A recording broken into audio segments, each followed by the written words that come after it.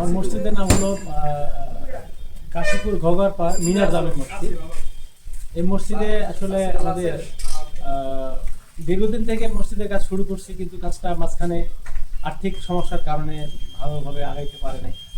তো আমরা মাঝখানে যে জিনিসটা শুনলাম যে আমাদের ফুলবাড়ির অধীনে বালাহাটের ফুলমতি গ্রামের ইমদাদুল হক সাহেব যথেষ্ট দানবীর মানুষ, ওনার মানে আল্লাহ পাক ওনাকে যেমন টাকা পয়সা দিয়েছে, ওনার মরণ দিয়েছে, সেই সূত্রে আমরা একদিন ওনার দেখা করি এবং ওনাকে আমরা একটু দাওয়াত করি যে আমাদের মসজিদে আসেন, আমাদের কাজটা থেমে আছে দেখেন একটু।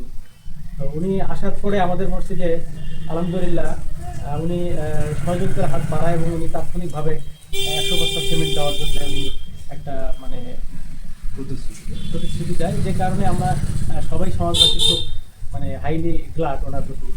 তো আসলে এলাকায় তো ধন সম্পদ ওনার চেয়ে বেশি মানুষের নাই এমনটি নয়, কিন্তু ধন সম্পদ থাকলেও হয় না, অনেকে ধন দেয় হয়তো মন দেয় না, মন দিলে ধন দেয় না। তো ওনাকে আল্লাহ পাক ধন এবং মন দুইটাই দিছে।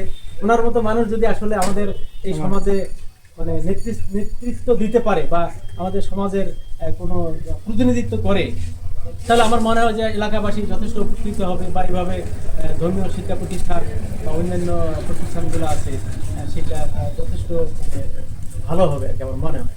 যে আমরা সমাজের পক্ষ থেকে ওনার প্রতি মহান আল্লাহ রাব্বুল আলামিনের কাছে কায়মুল বাক্যে দোয়া করি, তিনি যেন আরও হায়াতের তৈবা আল্লাহ পাক দান করে এবং ওনার হাত মানে তাদের হাতকে ওনার আল্লাহ পাক শক্তিশালী করে। এরকম মানুষ যদি সমাজের মানে দায়িত্ব নেয় বা আরও এগিয়ে আসে, আমাদের মনে হয় যে সমাজ আরও অনেক বেশি উপকৃত হবে।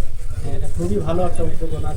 তো বিশেষ করে আমি দেখছি ওনার সাথে আরও দুই একটা জায়গায় আমি গেছিলাম, বিভিন্ন শিক্ষা প্রতিষ্ঠান এবং ধর্মীয় প্রতিষ্ঠানে বিশেষ করে ওনার হাতটা অনেক বড়, যেটা আসলে সত্যিকার অর্থে মানে খুব ভালো লাগে যে ওনার মতো একজন মানুষ পেয়েছি আমরা।